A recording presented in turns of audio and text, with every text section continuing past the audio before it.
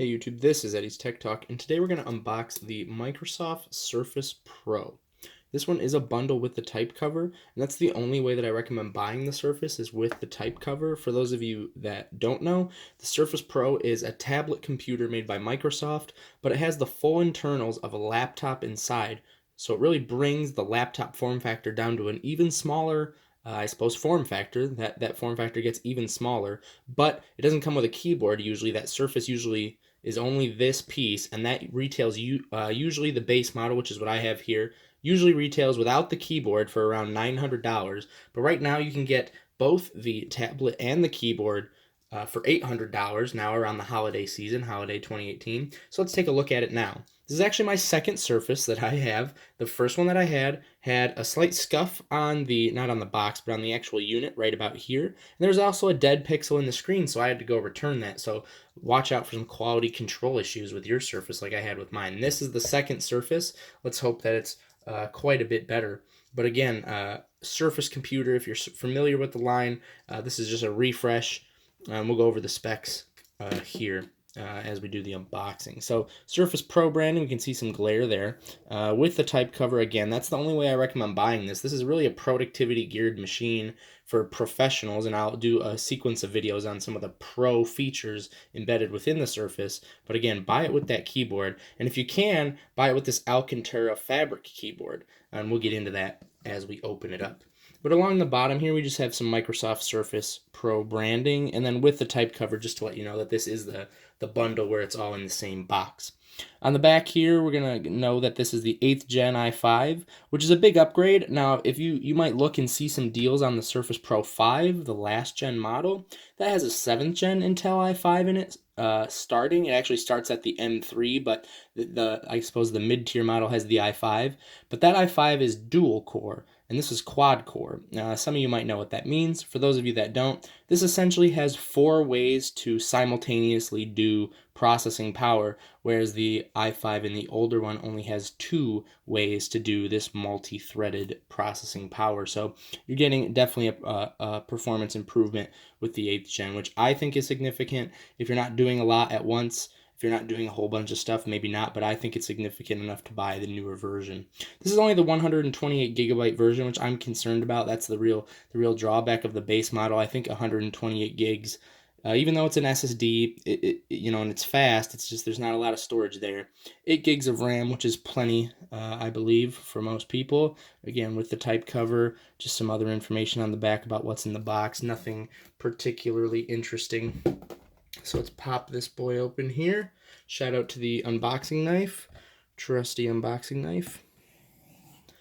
Now, with the Surface, this has the one main accessory with the Surface, the keyboard, but I would recommend buying the Surface Pen, especially for students. Again, I'll make a sequence of videos going into what some of the pro features are and what you can really do with the Surface, but I would definitely recommend buying the pen. It's an additional $100, which might seem steep, and I think it is maybe a little steep, but it's built really well. It's constructed really well out of metal. I haven't used it in a day or two because I had to return the old one, so it's cold to the touch, really sturdy, great writing implement.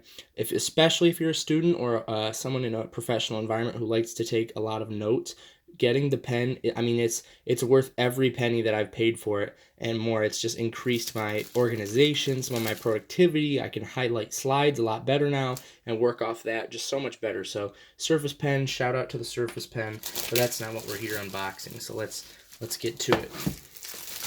Peel off that plastic wrap. Hopefully this one doesn't have a dead pixel, but I do like the presentation. It's quite a hefty box here with both the Surface and the keyboard. I believe it clocks in with the keyboard attached at just over 3 pounds, or maybe just under. It's really very light, and I've noticed that, especially having to bike significant distances to class with a computer, I've noticed the lightness of the Surface in my bag versus some of the older machines that I had before. So on top here we have some Microsoft branding, and this is again with that bundle. There's the Surface itself, but we can see here's the keyboard, and this is the gray keyboard. It does come in several different colors. It's got the glass trackpad, very good trackpad. Some complaints that I have so far, and I'll do a full review, but some complaints, I would just wish it was a little taller. There's just not a lot you can do with the form factor, I guess, but I wish it was a little bit taller than what it is. But it's a full clicking keyboard.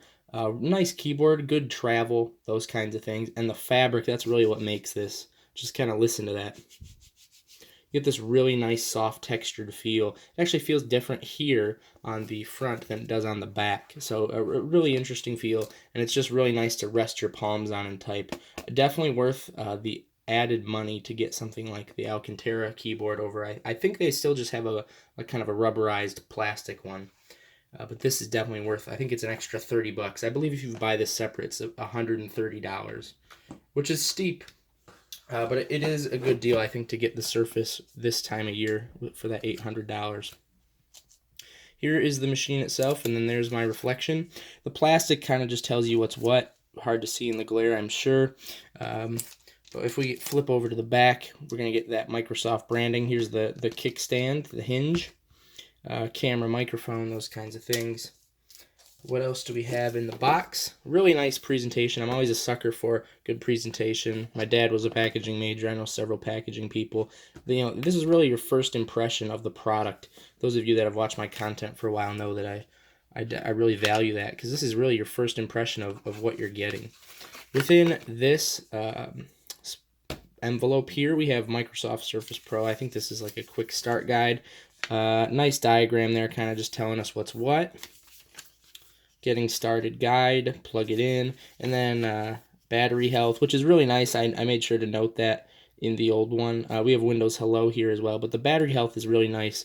Keep that, because it is a sealed-in battery, so it's nice to maintain that properly. And I like this here because of that special fabric. There's a caring guide here for it, so you can really get into that, how to care for it. And so this is actually some documentation that I'm going to keep around as opposed to throw out like usual. But a nice minimal bloat, really. There's not a whole lot of extra stuff you don't need. And then here's the charging brick.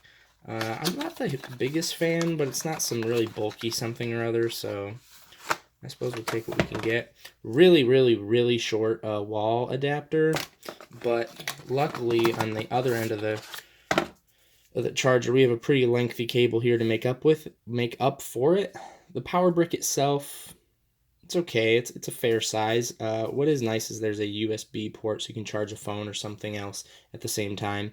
They've got that magnetic connector. I wish the magnets were actually a little bit stronger on this. Sometimes I kind of struggle to find the charging port, but nice charger, and I really like magnetic charging apparatuses over your typical wall plug that you can rip the laptop down and break it. I've had friends do that. So let's unwrap the plastic here. No build defects right here where I had it before. Something disappointing about the Surface Pro that they didn't update is and we'll just get the full Surface in the screen there, is the port selection. So up top we've got that Windows Hello camera. You can see up here some of the sensors as well. Pretty nice. And it feels really good, feels really sturdy, feels well built. Hopefully no dead pixels this time. On the back we've got the camera and some microphones, those kinds of things. On this side here, which is the left side, we've got a headphone jack, which is nice. And then under the hinge on one of the sides, it is on the other side of the tablet, we have a micro SD card slot right there underneath the hinge. We've got the charging port, and then this is kind of where things get slightly disappointing. We have a USB-A port, which I really like. I would not have bought this if it was USB-C only. I want to be able to plug in an external hard drive. I want to be able to plug in a flash drive or a mouse and not have to get a USB-C adapter. So I really like that there's one port here. I really would have liked either another USB-A or more preferably a USB-C port. Maybe for charging. I do like the magnetic charger though, but for things like plugging in an external GPU and doing a little gaming, plugging in a lot of USB-C peripherals, there's just so much out there right now in the way of USB-C peripherals that can make a device like the Surface, a professional device, so much better. And to have this port on here, I mean, I can't even tell you what it is, and I've been reviewing devices for years. I think it's either mini or micro HDMI, or I think it's mini DisplayPort, actually. That's probably mini DisplayPort. They wouldn't put a HDMI. But nothing really uses mini DisplayPort. You're going to have to probably buy an adapter, new cables, those kinds of things. And again, you can't use any of the GPUs or other USB-C accessories. So I'm really disappointed that they chose to go with the DisplayPort out there instead of a USB-C. But the screen on this thing, which you won't be able to see because of the glare, I'll have that fixed for the full review. Screen on this thing's fantastic. We can take a look at the total boot up time here. This is the first boot, so it's definitely going to be longer than usual. I'd say I'm getting around 8 to 9 seconds if I had to estimate on my other Surface that I had to return in terms of boot time. This one is, of course, going to be longer the first time boot, but we can just kind of experience that together, and then it's going to go into just a moment screen and we'll select our language and do all that. But this kind of does it for the unboxing, guys. It's been about 10 minutes now. So if you like this video, it's my first video in quite a long time. Please leave a like, rate, comment, subscribe, do all those sorts of things. Let me know what you think. Do you have the Surface? Do you want the Surface? It's definitely not the cheapest device in the world, especially for a student like me, but I needed a new laptop for school and I wanted to be able to write and take notes. And let me tell you, fresh off the bat, spoiler for the review, this Surface is a beast at doing that. So what do you guys have questions on with the Surface? Let me know. I'll test out anything I can, and I'll see you guys in the next one.